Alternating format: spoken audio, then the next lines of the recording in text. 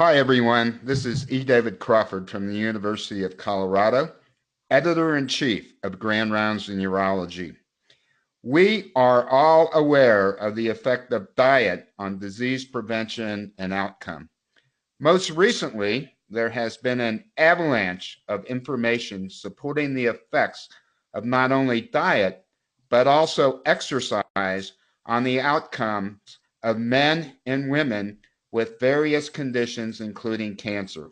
This was published in Oncology just recently. Intensive exercise may extend the life of men with advanced prostate cancer. As a matter of fact, in colon cancer, men and women that exercise actually have a 24% reduction in the rate of colon cancer. Just as an aside, today the American Cancer Society announced that colon cancer screening should begin in their mid-40s. Many studies in breast cancer have linked physical activity to better outcomes, and then some studies actually show a 50% lower rate of recurrence in women who exercise regularly. I can tell you that if this were a drug to prevent breast cancer or alter outcomes, almost all women would be taking it. We also know that there is a salutary benefit of exercise in prostate cancer. As a matter of fact, there is a 61% lower rate of death from prostate cancer in men who engage in vigorous physical activity less than a couple of times a week for an hour.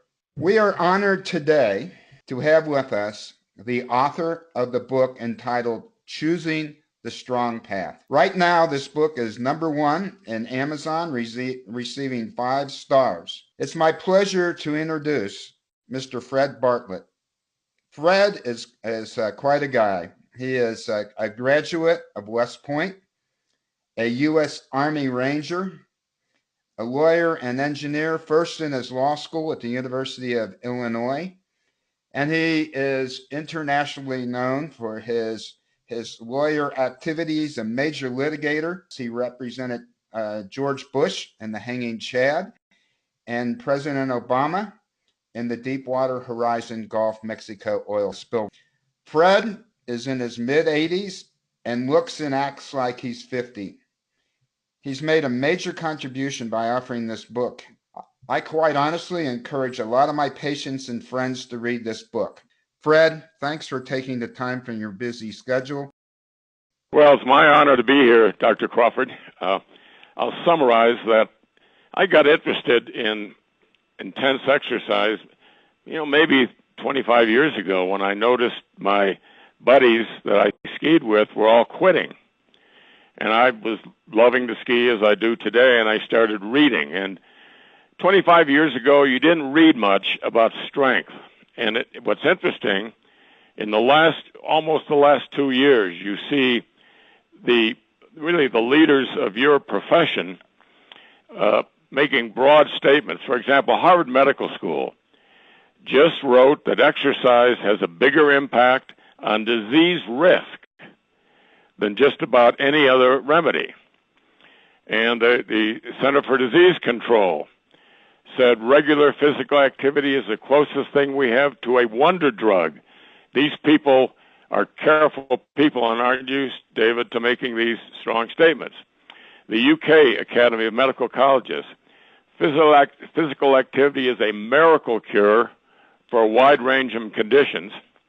And finally, Time Magazine recently wrote that exercise is a silver bullet that alters the natural course of aging by actually slowing down the aging of our cells. He said if there were a drug that could do everything exercise can do, it would be the most valuable pharmaceutical ever developed. And it's really been a revolution that the leaders are not resisting heavy, intense training. They're now adopting it.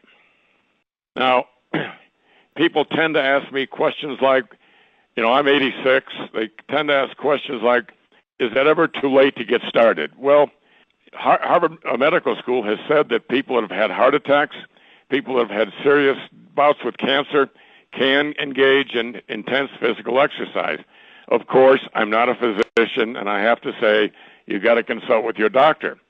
A lot of doctors haven't heard yet about all the things that are being attributed to exercise, but you need to check with your doctor. And some say, well, how in the world do I get started? Well, again, Harvard Medical School on our website, which is strongpath.com, has listed the first 5 or 6 things you do to get started. I know the other day, David, when you and I talked, you said, can you do this at home? Doing it anywhere is better than not doing it. The body is so sensitive to exercise that even a 15-minute walk makes a tremendous difference. But because it is so sensitive, why would you want to stop with a 15-minute walk when you can change your entire lifestyle? I was never a great athlete, David. I got cut from every team I went out for. I was a ranger. I was a troop commander, but I was not a athletic freak. But because I've stuck with this, I could do everything at 86 that I could do when I was a ranger at 22, and I'm a better skier. And, life is not about living forever. Life is about, while you're alive, having every day be golden and wonderful, and that's what heavy weight training can do for you. Is there anything else you'd specifically like me to focus on? Yeah, Fred, that's great. I think you're absolutely right about the acceptance of this by physicians. I think there's enough of this out here that we know about it, but it's not, we're in a society that wants pills to cure everything, I think, and this is work.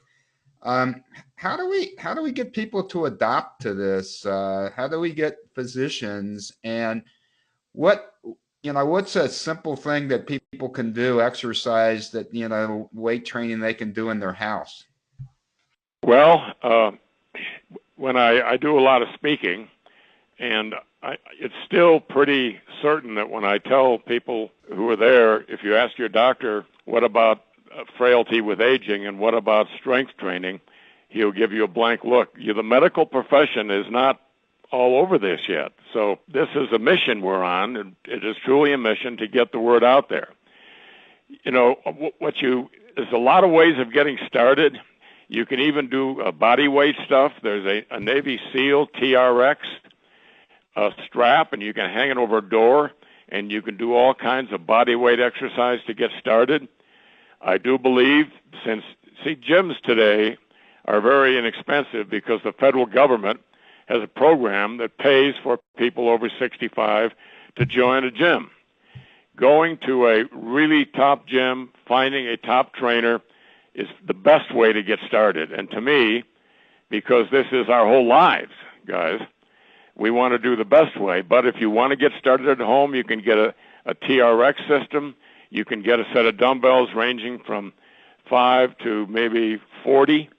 And you can look at the Harvard way of getting started that's on our website. And you can do curls, you can do shoulder presses, you can do bench presses.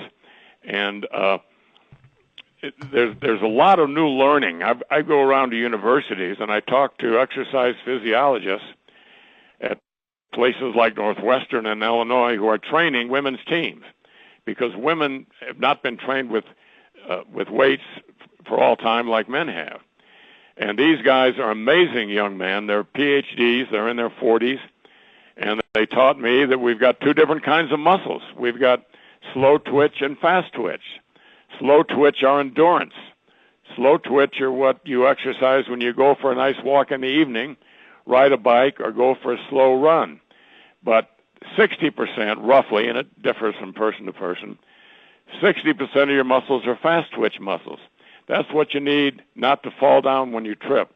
That's what you need to hit a golf ball. That's what you need to keep playing tennis. That's what you need to sprint like crazy. That's what you need to ski.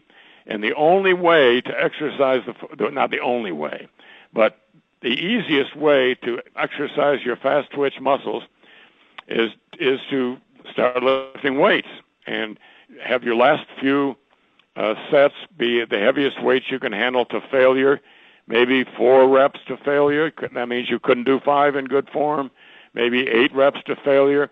Get the feel of going to failure. And we've picked a lot of test subjects and worked with them for the last 3 or 4 years. And there's all kinds of side benefits from this. For example, people who get strong, their self-esteem goes way up. And, self-esteem is pretty damned important. And people who have good self-esteem perform better. They're better doctors. They're better lawyers. They're better everything. Their lives are better. So there's way more than we can talk about here in the short time today. But we have yet to even get a full grasp of the spin-off impacts that strength training can give us. And your book is really phenomenal. It goes into case studies on various people and then what the outcome was, in addition to a lot of explanation. I think one of the challenges we face when dealing with the medical profession, including myself in this, and this is the first question I ask you, is what's the mechanism for this?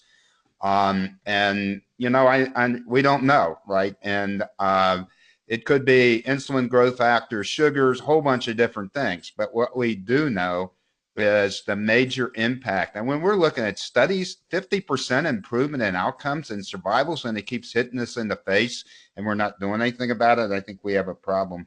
You said something to me the other day I thought was very important. And sarcopenia, most people don't even know what that is. You said something, you can sort of spot these people walking down the street, and you said it's like a death sentence. And so I'd like you to comment on that. And then the last comment might be on a comment you made about extended care and insurance for that and what's happening.